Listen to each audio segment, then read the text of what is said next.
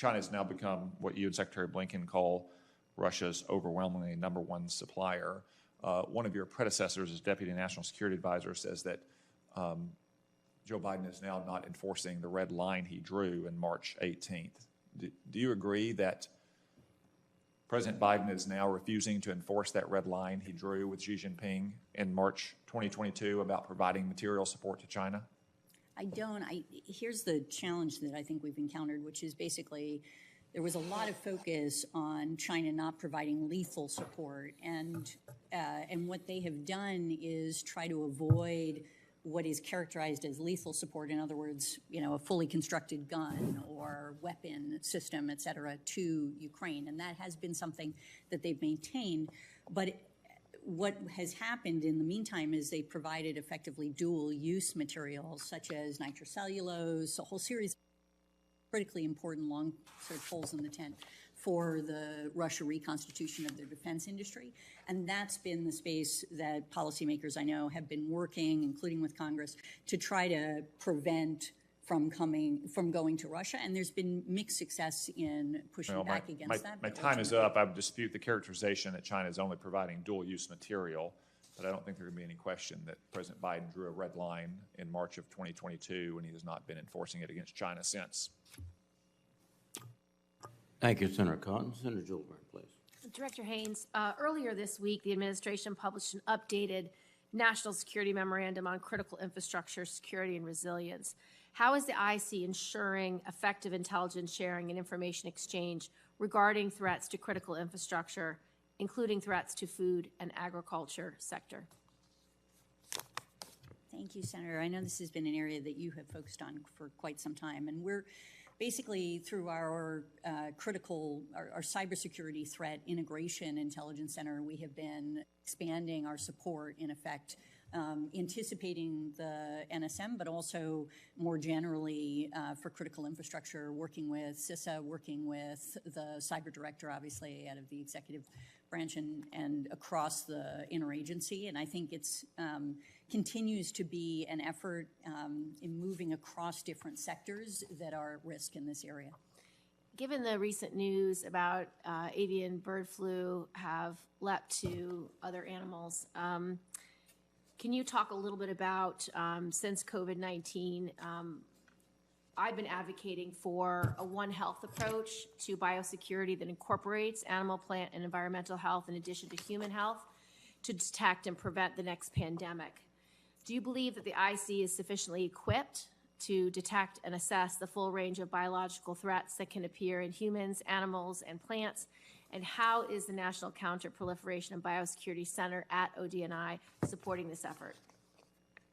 Yeah, I think it would be always an overstatement to say that we can detect everything that would be, ultimately a potential vector for both human and animal concerns. But the fact is we have really expanded and invested a tremendous amount in improving our biosecurity practices, and not just in terms of just, what the National Counterproliferation and Biosecurity Center does in the context of allocating resources for collection to ensure that we actually have what we need in order to be able to identify vectors, but also in doing some really extraordinary modeling for how it is that we can detect when there are outbreaks, what's happening, and how we can manage it, thinking through the analytic structure that we need to build it into a variety of different functional and regional areas that we're managing in these spaces, and supporting, which has been obviously a main effort by the policy community, a broader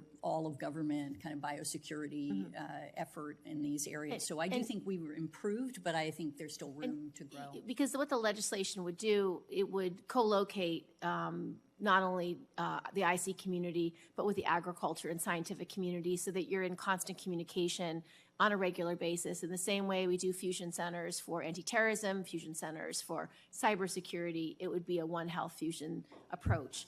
And I know that's not the exact organization today, but today, are you at least having communications with those sectors to be informed and to get the most up-to-date information possible? Yeah, our director has actually invested quite a lot in improving our communication with non-Title 50 agencies, which is how we think about it, with including the Department of Agriculture and others, so that we can actually have those sorts of conversations. And it's also been supported by the work that our Cybersecurity Threat and Integration Center has done, which is also improving our communication with various non-Title 50 agencies and departments, including, again, the Department of Agriculture, because we see them as one of the major sort of threat potential vectors. Thank you. I think, as you know, the National Defense Authorization Act from 2024 expanded the Cyber Service Academy to allow up to 10% of graduates to serve in the non-DoD intelligence community if that component enters into an agreement with the Department of Defense. Has ODNI entered into discussions with the DoD yet to take advantage of this source of cyber professionals? And have you encouraged non-DoD components of the IC to pursue this talent pool?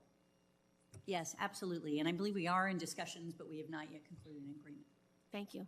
Thank you, Mr. Chairman. Thank you very much, Senator Gillibrand. Senator Mullen, please. Thank you, Mr. Chairman. Dr. Haines, you had mentioned briefly a little bit about Iran's economy. Do you want to broaden a little bit more on that? I should get you the facts and figures. I don't have them in front of me, and we'll supply But you that said to it was in bad shape, right? Yes. I don't disagree that it's probably not in great shape, but would you agree it's in better shape than it was 3 years ago? No, I think we just recently did a piece that really looked at some of the challenges. Ma'am, according to the statistics that study that, actually the GDP for Iran is projected to have a 9th consecutive year by 2029. And in the last 4 years since Biden released the sanctions, they've actually doubled their GDP. In 2019, they were just about 250 billion GDP. In 2020, they had dropped to below 200, and today they're over 500, and they're projected to continue to grow until 2029 underneath the current statistics. Now, this is stuff that's open source that you can get, and I can actually read it to you. The gross domestic product for GDP is currently priced in Iran was forecasted to continue to increase between 24 and 29, which has already had 4 consecutive years of increase, over $101 billion US dollars at a 24.15% increase over the next 4 years. Since 2025 to 2022, their gross domestic output is $576.24 billion. So has the sanctions that were lifted been a good thing or a bad thing for Iran in the war on terror? So I will get you the figures that we have on this issue and see if that helps. Well, I mean, these figures are government figures. I literally pulled them up since we were sitting here, since you said that. And so I think, I mean, you're the Director of Intelligence. These are something that you really should know, because the more money they have is not good for the U.S. Would you agree with that? I certainly think that the more money that they spend on destabilizing activities, on funding various groups, in the Is there any all of those things are not. Is there good. really any debate that Iran is the #1 sponsor of war on terror at this point? They are absolutely a sponsor. Okay, so we can both agree that the more money they have is bad. For that, absolutely. Okay. But what I would say is So that, is for it, example, if you look so at is this their a good inflation thing? Well, ma'am, value what I'm of trying to the- get to is Yeah. we saw a decrease in their GDP when Trump put in strong sanctions and worked with Congress. Those were lifted underneath the Biden administration. Do you agree with those actions? I don't take policy positions from the intelligence Well, community the perspective. intelligence is following the money. I understand. So And is if it you from the want to- intelligence perspective, not a policy then, from Yeah. an intelligence perspective, Director Haines, was that a good thing? It's neither a good thing or a bad thing. If you want an assessment on whether or not How can you say it's neither a good thing or a bad thing, ma'am, when you just said that they're the #1 sponsor of war on terror? That's not debatable. We know that. And a while ago you said that their economy was faltering, but yet we've seen that it's actually doubled underneath the Biden administration since they lifted the sanctions that Congress and the Trump administration put in place. That means they have more money to spend on this. And you can't say that's not really a policy question. That's from an intelligence perspective. That's got to cause problems. Senator, So on the economy, why don't we get you our assessment of how they're doing? Even if I'm right that they're having challenges economically, I don't think that necessarily is a line that you can draw directly between sanctions and how their economy is doing. There are a number of factors that obviously you have to look at in order to determine that. And I'm more than happy to do an assessment for you that helps to identify what the impact of either of different sanctions, less sanctions, more sanctions, all of those things on the economy, and then how that relates to spending, for example, on national security issues that are of importance to us, which we do produce an annual report for you on. Well, I would appreciate that. And I don't think that, we'd say that their economy's in great shape. I mean, but we can say that throughout all the, I've say all the Middle East, the middle of the Middle East. We could say that there's a problem there with their economy. But what I'm getting to is that the current position that this current administration has taken underneath Biden has not been helpful for our security posture. We have seen that their economy has greatly increased and is going to continue to increase if we stay underneath the continued projection of the way we're treating Iran currently. I think that our posture should, and you can agree, disagree, or not. In fact, you don't even have to answer it because I'm not going to put you in that position again. We have to relook at our posture we have with them because their GDP has increased, and that means their spending on the war on terror against us and against our allies has also increased.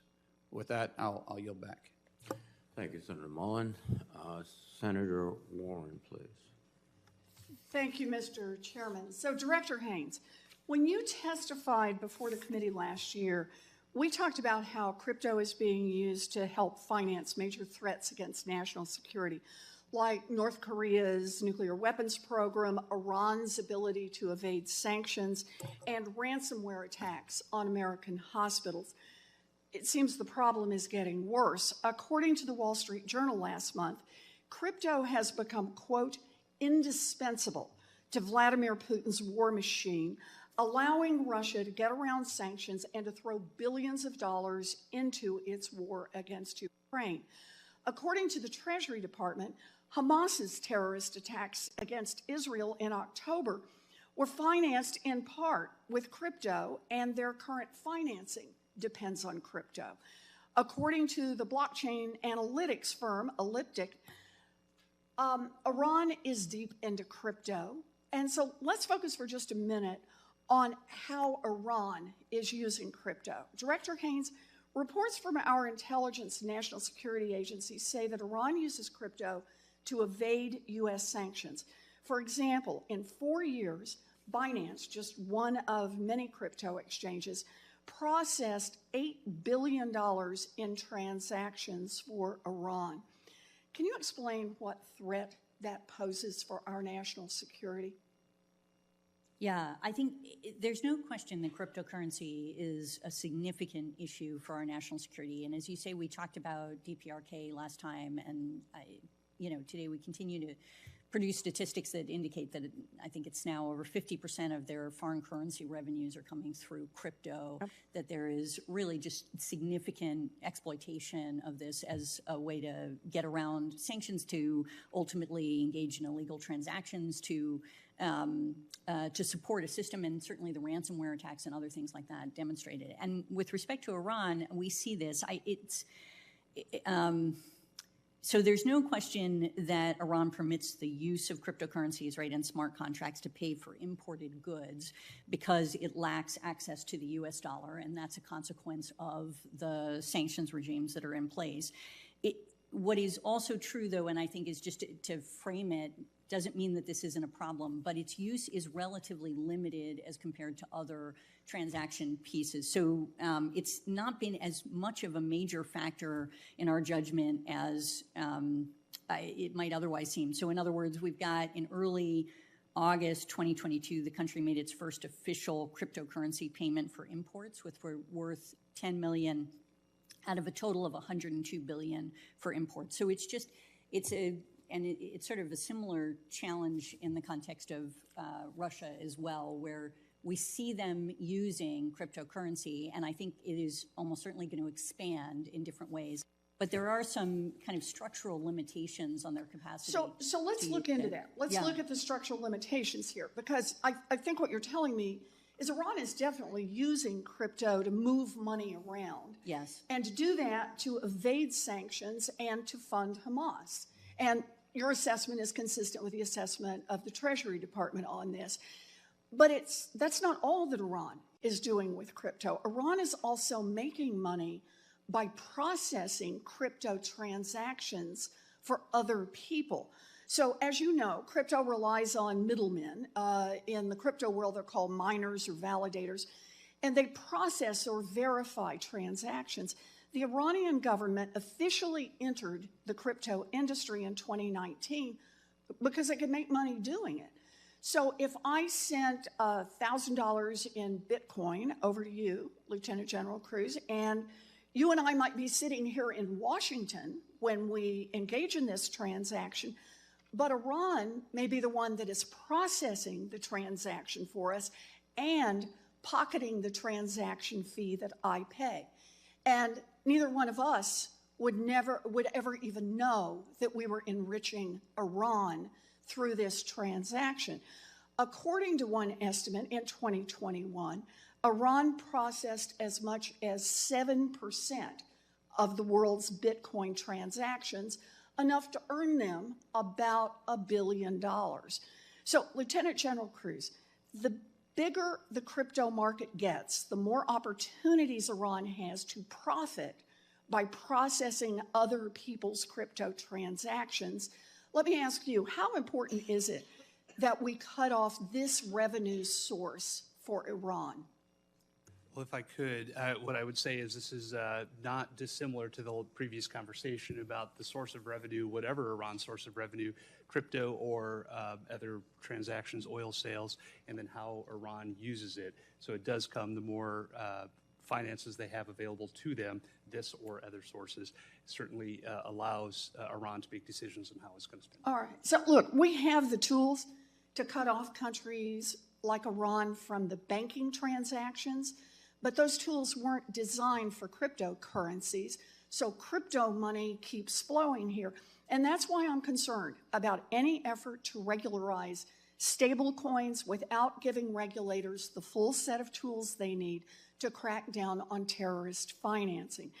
Anything Congress does to legitimize and grow the crypto market must have strong protections so we don't increase money-making opportunities for Iran and other adversaries. Thank you, Mr. Chairman. Thank you, Senator Warren. Senator Rosen, you're recognized. Thank you, Mr. Chairman, and I'd like to thank Director Haines and General Kruse for testifying today and for your service. And so I guess the theme this morning is Iran, and of course I'm going to expand on a little bit, but Iran and the Russia defense cooperation, because Iran has used the war in Ukraine to bolster its own military partnership with Russia by providing Putin's regime hundreds of drones that have killed Ukrainian civilians. In return, Russia's providing Iran with missiles, cyber tools, air defense systems, and Iran's also seeking to acquire modern Russian fighter jets, helicopters, and radars. So, General Kruse, how does Iran's capacity to produce and export long-range attack drones, evident in both the Middle East and against Ukraine, potentially accelerate the spread of such capabilities globally, particularly with Iran supplying these systems to Russia for its use in war? And I'll just add, if you want to talk about both of these, how does this acquisition also enable Iran to take an even more aggressive posture right now in the Middle East?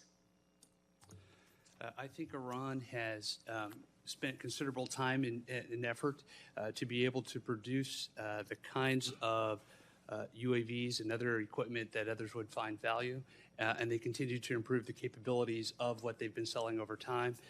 You mentioned several hundred. I would say it's probably even 1,000 or more of UAVs that Iran has provided directly to the Russians that they are using on the battle space. And also providing designs so Russia can do their own manufacturing of that. So this has been a somewhat new business line. It's just a continuation of Iran's previous business line, but it does provide two things. One is a revenue source to Iran. It provides also some capabilities to the proxy organizations and other adversaries and increases their capability and their capacities over time. Thank you. I'm going to move on a little bit into what powers a lot of these systems, particularly as we think about Bitcoin, cyber, all these threats, artificial intelligence. And so we have a little bit to worry about in artificial intelligence competition. So Director Haines, as we continue to explore really the potential of artificial intelligence, and we have to really discuss these ethical boundaries, right? Because there's growing concern that our strategic competitors like China, Russia, and others may not adhere to the same ethical standards, especially regarding the weaponization of technology, potentially leading to abuse, which can threaten our global security, our national security. So could you discuss the implications of this difference in ethical standards for AI development and deployment, particularly in terms of threats to our security, and how do we work with our allies to put in these ethical standards? Because we know artificial intelligence, it's garbage in, garbage out. Whatever you put in is what comes out, and that's why this is particularly important. Yeah, absolutely. I mean, I think I agree with how you've characterized the challenge, and I think it is one of the there's sort of the first order issue, which is an ethical issue, but maybe even a step beyond what you're describing, which is to say that an educational issue, because computers learn. Exactly. Right. Yeah. And it's also, I mean, so one is clearly, in many respects, generative AI in particular, but AI generally can exacerbate existing threat streams as we've seen them and make our adversaries far more effective and also sort of lower the cost of entry into these kinds of threat streams. So in other words, for information operations, for cybersecurity, for biosecurity, other issues like that, obviously these are technologies that allow you to be more effective and to do so more cheaply in many respects. In a number of scenarios. So there's that piece of it. A second piece of it, I would say, is that there are, as you say, different standards that we apply. So, for example, our commercial companies will only train their models on what is appropriate from an intellectual property perspective, whereas you may see other countries not paying attention to those kinds of standards and getting into other material, and that can, create a different series of challenges in these spaces, and how you sort of develop against that. You obviously need to ensure that you're paying attention to that through regulatory, through standards, through other things that can be useful to try to achieve that. In addition, to your point, we obviously care very much about the governance of AI, how we're applying sort of privacy and civil liberty issues to the work that we're doing. And, I think on the one hand, that may mean that we move sometimes slightly more slowly, or we're thinking through how it is that we're ensuring what we're producing is consistent with our values and our ethics in these spaces. But at the same time, I actually think that can increase the efficacy in many respects of the work that we're doing, because ultimately what you really want to do is train AI on the best possible data, quality data, things that do not have inherent biases in them, things along those lines that will actually get you to answers that are more effective in answering the questions that you're ultimately trying to do. So we are spending quite a bit of time both on thinking about how we use it in a positive way and for our own mission, but also how to counter what it is that we're seeing, obviously, from allies in these spaces. Maybe I'll leave it at that. Thank you. I have some questions on anti-Semitism. I'll submit them for the record. Thank you, Mr. Chairman. Thank you very much, Senator Rosen. Senator Schmidt, please. Thank you, Mr. Chairman. Director Haines, I have a couple of questions. So recently you stood up the Foreign Malign Influence Center. And you were quoted as stating that it would allow the FMIC to track disinformation campaigns from a foreign country, but also, quote, the public opinion within the United States. What does that mean? I don't know. That Well, last actually, piece okay. is, Well, sorry. what are you tracking the public opinion of the United States? No. Okay. How is FMIC different than CISA? I thought CISA was created to do this. Okay. So FMIC is actually, we established it pursuant to a statute Right. that asked us to establish it. What we do within the Foreign Malign Influence Center, which encompasses our election threat work effectively across the community, is allocate resources in relation to collection. We work through analytic work that is supportive of what CISA does, for example, but also in coordination with our cybersecurity intelligence threat integration center. And we ultimately coordinate the work that the community is doing in order to counter foreign malign influence. That is not something that CISA does. In other words, CISA is taking our products and the intelligence that we produce and is ultimately deciding what it is that needs to be, for example, shared with local and state partners, with industry, depending on the cybersecurity threat or other things like that, in order to protect our critical infrastructure. Okay. So in a sense, we do the normal intelligence community work that we do, and they basically take that information. Hopefully, we are supporting them in their mission to actually take action in response. Okay. In your 2024 unclassified annual threat assessment, make several mentions of the threats of misinformation and disinformation. Specifically, the report mentions adversarial state actors leveraging disinformation to attempt to propagate divisive societal issues to weaken America and our democracy. It also references medical disinformation as a threat to global health security. Does how do you? What steps are you doing here? Because as you know, a court has found that there's been great coordination between the intelligence community and government agencies to censor speech. In the Missouri versus Biden, the Fifth Circuit, to censor speech. And so the determination was made that opinions about efficacy of masks or transmissibility of COVID after the vaccine was taken down at the behest of government actors. So my big concern is, are you using this to quell dissenting points of view? Because I don't know what medical disinformation means, and why, if you're involved with censoring or limiting speech of Americans who may have different points of view, let's say if masks work or not. So is that what you're talking about with medical misinformation? So just a few things. I think I obviously don't play a lawyer in this position, but I would not accept your characterization of what the court has found. And well, I would actually was the lawyer that I was the attorney general that filed the lawsuit, so I'm pretty familiar with that case. Okay, understood. I am just saying that from my perspective, the intelligence community does not and has not engaged in any sort of censorship of. Well, okay.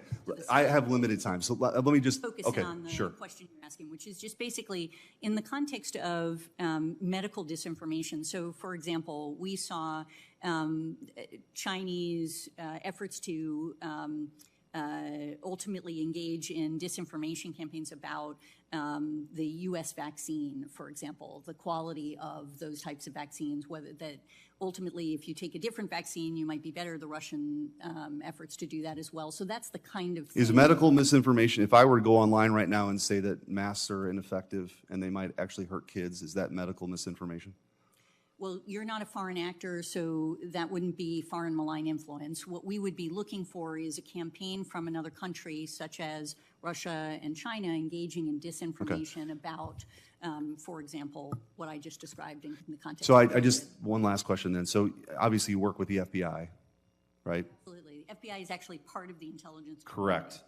Have there been any consequences to the FBI's pre-bunking of the Hunter Biden laptop story? Because we know that Elvis Chan was claiming that the Hunter Biden laptop, even though it was in the FBI's possession, was a quote-unquote Russian hack and leak operation. And it wasn't, right? We know that it wasn't, but yet there's sworn affidavits now from senior executives of social media companies that said that it's exactly what they were told. Have there been any repercussions? Has anybody been fired for claiming this was a Russian hack and leak operation when in fact it was Hunter Biden's laptop?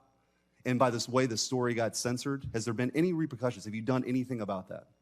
I suspect that we're not going to have the same characterization of the scenario either, but happy to take this offline and see if there is anything that we need to answer. I hope so, because I have genuine concerns about the credibility of the intelligence community after what's come to light in that litigation. And I don't think that's, anyway, I'm happy to talk to you about it more. I'm out of time. Thanks. Thank you. Senator Spit, Senator Blumenthal, please. Thanks, Mr. Chairman. Thank you both for being here, and thank you for your service to our nation. There have been reports as recently as this morning about a potential progress in discussions with Saudi Arabia about a pact that, in effect, could lead to normalizing relations with Israel. Those discussions, I'm aware, were underway before the October 7th attack with great promise.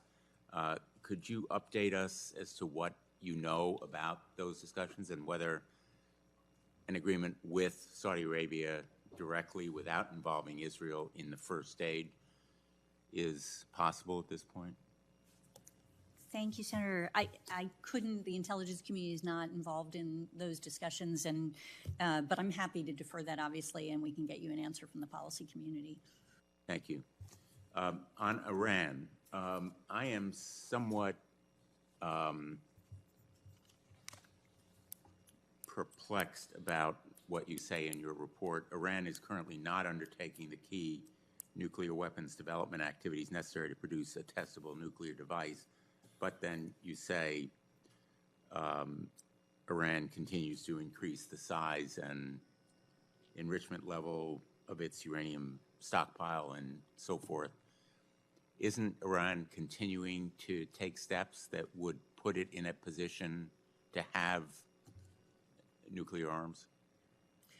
Yeah, I think we can probably talk about this more in closed session, but I think the distinction that's being made in the report in that particular scenario is basically to say that what they're doing is shortening the time period that it would take for them to actually, for example, enrich a sufficient amount of material for a nuclear weapon if they make a decision to move forward on it, as opposed to actually having made a decision to move forward on it. Does that make sense?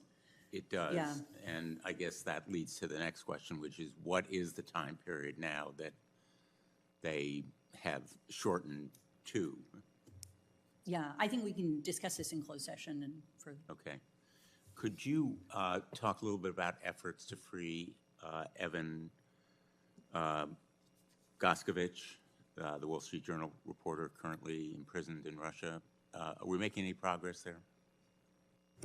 Sir, we are working on that. I think we can discuss that in closed session, and yeah. Which leads to my next question. There's a lot of public interest in it, and I've long felt that there's overclassification of information. As you know, the present system dates from, I think it's Harry Truman, executive orders in terms of classifications of different materials are, in my view, very antiquated. I've been to countless classified briefings in the SCIF, and I've read about them the next day or the previous day in the New York Times or wherever. Aren't we overclassifying information? Shouldn't we be disclosing more of it? What I find, and I say it in these briefings, our adversaries know what you're telling us about them. We know, our adversaries know all about it. They know, we know. The only people who don't know are the American people. Aren't we overclassifying? Yes, I've been very public in saying that overclassification is an issue, and it's one that we're working quite hard on. It is not going to be solved in the, quickly, because it is actually, there are a lot of institutional issues that are at stake and challenging. And one of the things that we're doing, for example, is related to the fact that we recognize we produce an enormous amount of information. Some of it gets declassified over time. It is necessary for us to get that information out. We are trying to use technology in a more productive way to actually ensure that we are doing this at a more rapid rate. And we've had some progress on this, and there's actually money in our current budget proposals to try to increase the amount of technology and work that we can do in this area to ensure that we're pushing out information that should be pushed out. We are working with our FOIA officers to basically ensure that they are better staffed, that they're in a position to be able to do more work more quickly, prioritize what is of the highest public interest. We are working through trying to ensure that we actually incentivize to the greatest extent possible accurately classifying things, not over-classifying things, et cetera. So I'm happy to share we've got a lot of lines of effort, frankly, on this issue to try to improve the situation. Well, just one last quick question Yeah. on Evan Gershkovich. Are we making progress or not? I honestly, this is not an area where I am involved in the specific talks, and I would rather, leave that to others. Thank you. Thank you, Senator Blumenthal. Senator Budd, please. Thank you, Chairman. General, Director, thank you both for being here today. Director Haines, the annual threat assessment, it states that the intelligence community assesses that, and a quote from there is, that Iranian leaders did not orchestrate nor had foreknowledge of the Hamas attack against Israel. So how confident are you about that assessment, and to the extent that you can discuss it here, how has October 7th impacted the relationships and operations of the broader Iranian threat network? Sure, I can give a start at this, and General Kruse may have more to add too. I mean, I think we're reasonably confident and growing more confident over time that that assessment is correct with respect to their foreknowledge of the attack. And then in terms of the relationship impact that it's had, as you indicate, I think it has certainly increased the degree of work that is being done between, for example, Iran and the Houthis. That was obviously a longstanding relationship, but that one continues to build, and the Houthis are increasingly relying on Iran for assistance in their capacity and for weapon systems and so on, and to make them more precise in many respects. It is certainly continued. I mean, I think the relationship with the Iranian-aligned militia groups, as we often refer to them, within the region. These are classically Shia militia groups that have been working with Iran, that get money, training, weapon systems, and so on from them. And we continue to see that relationship. I don't know that it's had an enormous impact on the relationship since October 7th, but it has been one that's been quite active, obviously, during this period, and they've been assisting in the sort of strategy that Iran has taken with respect to the conflict in the region during this period. I would say that the relationship remains strong between Iran and Hezbollah, that, continues to be a key partner from their perspective, and one that they rely on to manage security in the region in many respects from their perspective. And I guess that's sort of a general waterfront landscape. If we could, I'm going to ask another part to that question, Director. Since October 7th, Iran has encouraged and enabled its proxies to conduct strikes against Israel and then also U.S. interests. In fact, we saw more than 100 attacks against U.S. forces in the Middle East, including the killing of 3 American soldiers. Those attacks have dissipated, but they seem to have started again. Director, what is the IC's assessment of whether the Iran threat network will renew against U.S. forces, or has some level of deterrence been established? And Director, we'll start with you in general, if you would add in. Okay. Yeah, currently they continue to sort of be in this pause. The question of how long it will last is, unknown to us, but here are some of the factors that I think are relevant to it. One is the Iranians have really been focused on pressuring the Iranian threat network, as you call it, the Iranian-aligned militia groups, on Israel, as you pointed out. That is sort of their primary instruction in many respects. And what has really, in part, been driving the Iranian militia groups in this scenario, particularly the Iraqi groups, has been also to drive U.S. forces out of the region and coalition forces out of the region, but particularly U.S. forces. And so how the talks with the High Military Commission go, how the conversation goes in Iraq, and how much Soudani is able to manage that, I think President Soudani will make a difference to essentially the calculus of those groups and whether or not they initiate continued attacks is sort of where we are on this, but we'll continue to watch that. And we do think, obviously, that the pause reflects a certain amount of deterrence that's been established during this period. But again, these factors can adjust that, and it's possible for it to start at any time as a consequence of that discussion. But please. I would probably just echo the point I would have made would have been the Iraqi connection and what the drivers are in the calculus of the Iranian threat network and the Iranian-aligned militia groups. And then the deterrence, I think, that we have seen temporarily, it is a fleeting piece and needs to be refreshed and renewed or rediscussed, and it's the variables that the director laid out that I think will drive that. Thank you. Bottom line, in the interest of time, could you describe the threats from Hamas and Hezbollah to the homeland and how they've evolved since October 7th, Director? Yeah, I mean, in many respects, the greatest threat that they pose to the homeland is the degree to which they inspire folks within the homeland to conduct attacks. And also for other groups, as I mentioned in my opening remarks, Al-Qaeda and ISIS have basically directed, in a sense, renewed instructions to continue to go against U.S. interests. And so that is more of the impact that they're having with respect to the homeland at this point. But over time, that will develop, and I don't want to suggest in any way that the counterterrorism concerns that we have are significant at this point. Thank you. Thank you, Senator Budd. Senator Peters, please. Thank you, Mr. Chairman. Director Haines, as you know all too well, rapid technological improvements like artificial intelligence and advanced photo editing is allowing malicious actors to spread very sophisticated deep fakes of photos, videos, auto recordings, and I think one of a notable example of that was a video that was circulated in early 22 depicting Ukrainian President Zelensky appearing to surrender Russian troops in that deep fake. So in response to similar incidents, several Fortune 500 companies have created the Coalition for Content Provenance and Authenticity to address these threats and to verify the origins of digital content.